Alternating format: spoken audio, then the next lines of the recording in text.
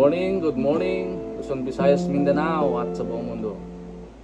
Nagpalang umaga po sa bawat isa, mga kapatid. Welcome na po sa ating pong daily devotion. Bago tayo mag-umpisa, tayo po ay umawit sa Panginoon. God deserve the glory, our praises. Hallelujah. Yes, Lord. You are here, moving in our midst. I worship you, I worship you. You are here, working in this place. I worship you, I worship you. You are here, you're moving in our midst. I worship you, I worship you. You are here, working in this place. I worship you, I worship you. You are waymaker, miracle worker, promise keeper, light in the darkness. My God, that is who you are. You are waymaker, miracle worker, promise keeper, light in the darkness. My God, that is who you are. You are here, touching every heart. I worship you, yes, Lord, I worship you.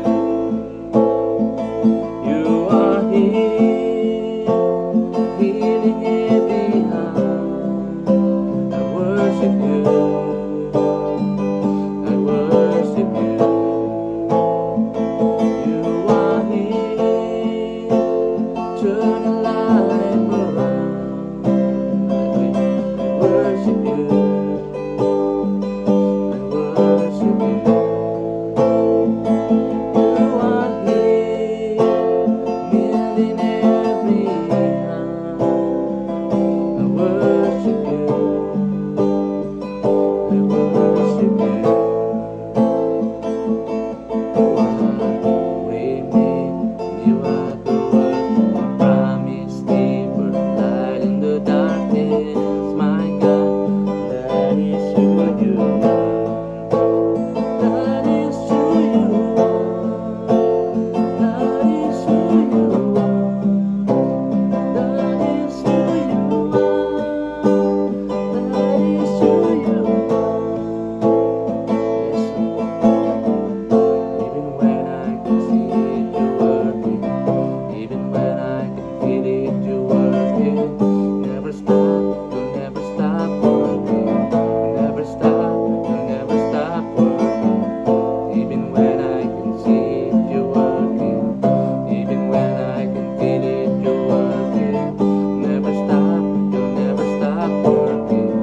Never stop, you'll never stop working.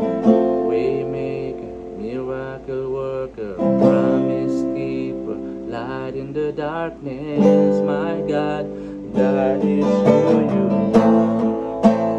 That is who you are. That is who you are. That is who you are. That is who you are. Yes, you are, Lord.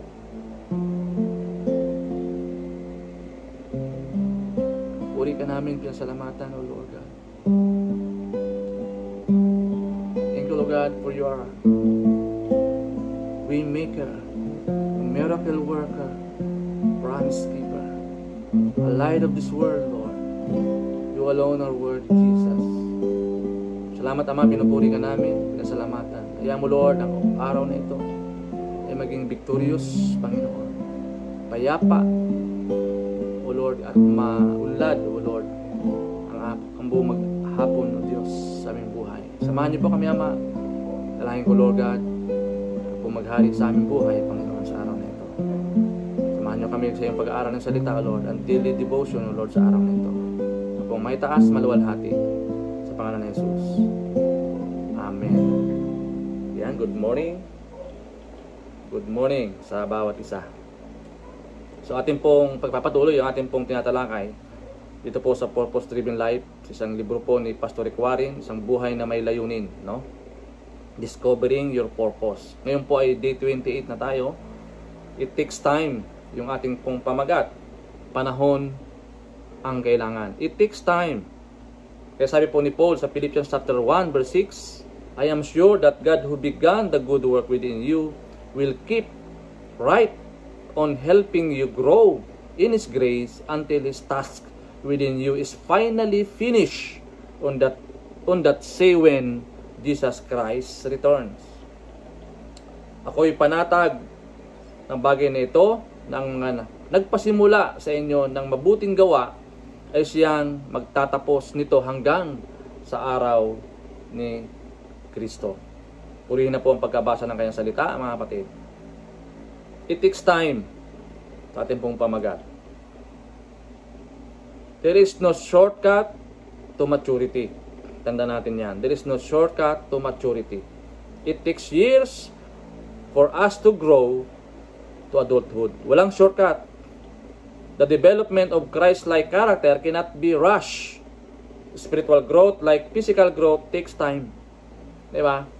And discipleship is the process of conforming to Christ. Kaya sabi po ng Ecclesiastes chapter 3 verse 1, sabi po ni Haring Solomon, everything on earth has its own time and its own season. May panahon, may oras. Sa mga bagay ay may kapanahunan at panahon sa bawat bagay sa silong ng langit. Kaya Christ-likeness is your eventual destination. But your journey will last a lifetime. Diba mga kapatid? Every day God wants you to become a little more like Him. Every day in our lives, gusto ng Diyos na little by little or day by day, gusto ng Diyos araw-araw maging kawangis niya tayo. Kaya nga proseso, hindi automatic. Dadaan tayo sa tamang proseso. Day by day, little by little, binabago tayo ng Panginoon, mga kapatid. Today, we're obsessed with speed. Alam natin sa panahon ngayon, gusto lahat lagi instant. Kaya, marami mga tao na obsessed or mahihina, marurupok, no? Kasi hinug sa pilit. Hindi dumaan sa tamang proseso. Sinortcut yung proseso. Diba? But God is more interested in strength and stability than swiftness. We want shortcut, but real maturity is never the result of a single experience that will instantly resolve all problems, remove all temptations, and release us from all growing pains. Growth is gradual. Sabi po ni Rick Warren, growth is gradual, not automatic. It takes time, mga kapatid. Why does it take so long? Bakit nga ba matagal ang proseso? Although God could instantly transform us, but He has chosen to develop us slowly. Jesus is deliberate in developing His disciples. Mga kapatid, may time frame. Mayroon pong proseso. May nakalaan na tama at panahon diyan. Kaya nga, sabi dito sa number 1, we are slow learners. Bakit? Kasi nga, tayo po ay mabagal na matuto. Kaya kailangan paulit-ulitin. Kailangan dahan-dahan. We often have to relearn a lesson 40 or 50 times to really get it. Di ba? Kaya nga, yung history ng Israel, na after nilang pinaranas sa kanya ng Diyos yung mabuting bagay, ang bilis nilang makalimot. Diba? Kinahon sila, dinala sila from Egypt, no? Tinanggal sila doon sa slavery, and yet, lagi po silang nagrereklamo. Kasi nga, mabagal tayong matuto. Aminin natin sa hindi, we are slow learners. Kaya kailangan proseso, dahan-dahan, hanggang tayo po ay matuto na. Yan po yung number 1, we are slow learners. Number 2, we have a lot to unlearn. Napakarami nating dapat iwaksi. Marami pa tayong mga extra baggage sa buhay natin. Yung mga tinatawag nating mga toxic garbage sa ating mga sarili, dapat munang iwaksi yan. Dapat muna yan itapon, yung mga walang kabuluhan, walang kapakinabangan sa buhay natin. Many people go to a counselor with a personal or relational problem that took years to develop. Minsan paulit-ulit. Diba? Paulit-ulit. There is no pill or prayer or principle that will instantly undo the damage of many years. Diba mga kapatid? Hindi siya madali sa process. It requires the hard work of removal and replacement. Kailangan decision making. Kailangan gusto mo nang mag-move on. Kaya sabi po ni Paul sa Romans chapter 13 verse 32, taking off the old self and putting on a new self. You need to practice and decide and move on the old habits and replace a new ones. Di ba? Ikaw lamang makakagawa nun. Kailangan mo magdesisyon, mga kapatid, na baguhin na yung iyong pananaw. Number 3, we are afraid to humbly face the truth about ourselves. Takot tayong humarap sa katotohanan, lalo na tungkol sa ating sarili. The fear of what we might discover if we honestly face our character defects. Tandaan natin, lahat po tayo'y nagkamali. Lahat po tayo'y nahulog sa patibong ng dyablo. We are in prison. We are in denial. Only God is all powerful, 'di ba? Na ayusin yung mga bagay-bagay na hindi maganda sa buhay natin. Siya lamang ang makapagpapabago ng buhay natin. Kaya kailangan natin yung teachable attitude. Dapat marunong tayong tumanggap ng pagkakamali. Inaamin natin na tayo ay nagkamali, na tayo ay nagkasala, mga kapatid. Number 4, growth is often painful and scary. Ang paglago ay kadalasang masakit at nakakatakot. Yes. Kaya nga maraming mga tao ayaw sumunod sa prosesong ito. There is no growth without change. Masakit ang pagbabago. There is no change without fear or loss, and there is no loss without pain. May mga bagay na mawawala sa iyo. May mga bagay na mababago sa iyo. Every change involves a loss of some kind. You must let go of old ways in order to experience the new ways. Tandaan natin, kapag meron pang mga carnality, mga old ways, old thinking sa iyong puso, sa iyong kaisipan, hindi mababago yung iyong pananaw. Otherwise, kapatid, tatagal siya at hindi ka makakapag-move on. Kaya sabi po ni Paul, di ba? Forgetting the past and restraining towards ahead, mag-move on ka na. Di ba? Definitely slow down your growth. Fear definitely slow down your growth. Yung takot, minsan siya ang nagpapabagal ng iyong paglago bilang isang Kristiyano. Number 5, habits take times to develop. Kailangan ng panahon para makasanayan mo ang mga bagong gawi o pag-uugali. Di ba? Hindi naman 24 hours, binago ka na eh. Kapatid, it's a process, long process. Kaya dito matitis dito yung patient mo. Patient for waiting, patience, and perseverance. Remember that your character is the sum total of your habits. You cannot claim to be kind unless you are habitually kind. Use your kindness without even thinking about.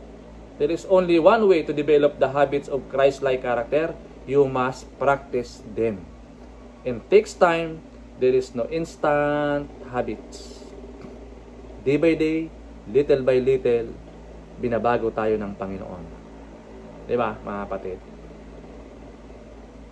Kaya sabi po ni Paul kay Timothy, sabi niya sa 1 Timothy chapter 4 verse 15, practice these things, devote your life to them, so that everyone can see your progress.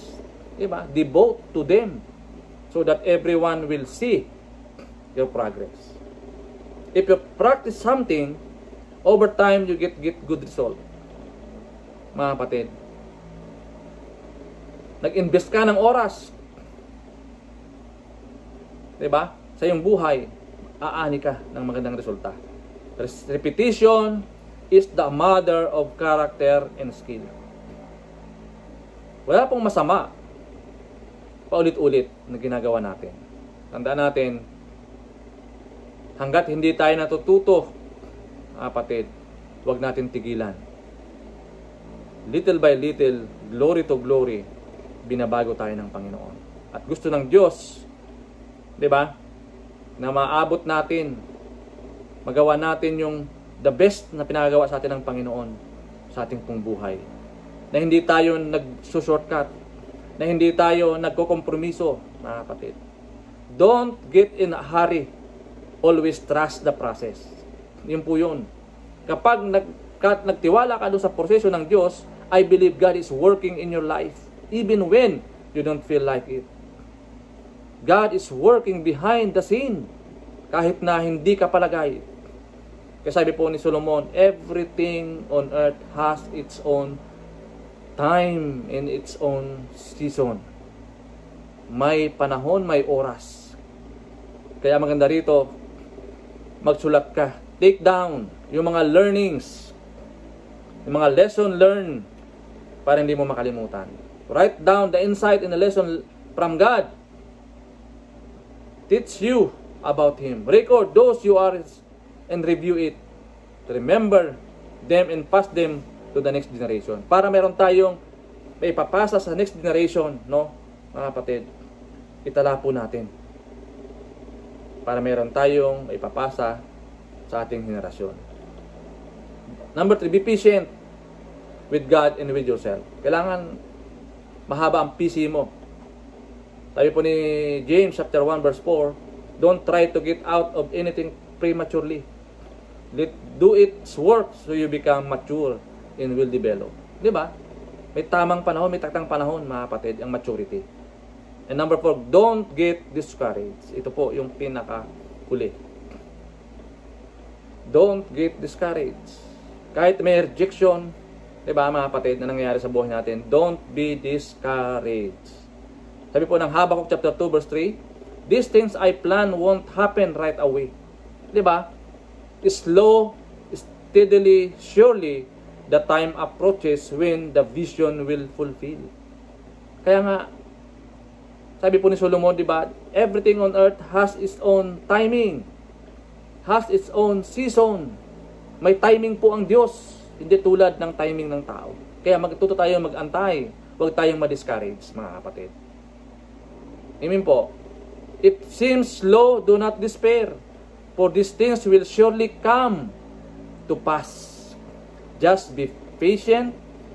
They will never overdue a single day. Kaya sabi niya, a delay is not a denial from God. Please be patient.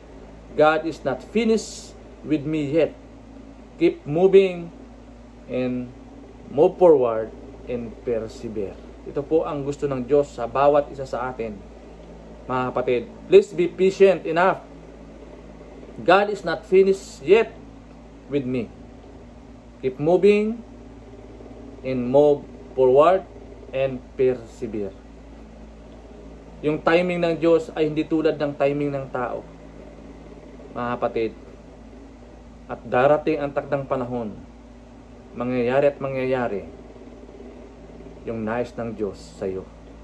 Kaya nga, ang ating pamagat, it takes time. Huwag mong shortcutin. Kasi kadalasan sa mga taong nagsushortcut, hindi yan sumusunod sa kapamaraanan ng Diyos. Na kapatid, gusto ng Diyos, susunod tayo sa Kanyang payo.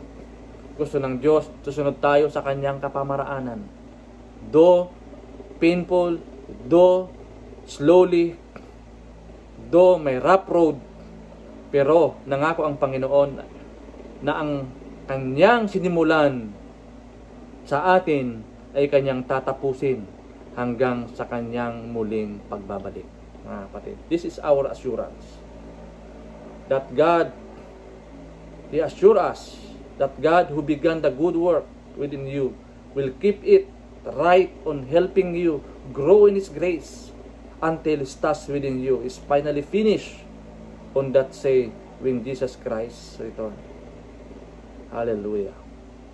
Purihin po ang Panginoon sa umagang ito. Salamat po sa bawat isa sa atin, sa mga kapatid na naglaan ng oras para makinig, sumubaybay sa ating daily devotion.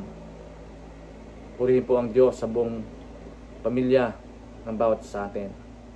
At ang dalangin ko sa oras po nito, kung sino man ngayon nakakaranas ng depression, anxieties, o mayroong mga karamdaman, I pray in the name of Jesus, Lord, give them wisdom, give them knowledge, touch their lives, Lord. Hipuin yung kanilang mga balikat, ang kanilang puso, pagalingin, ipadalo yung kagalingan na nagmumula sa iyo. Lord, I pray in the name of Jesus, Lord God. Nangako po kayo, Panginoon, sa iyong mga latay kami nasigaling, Lord God.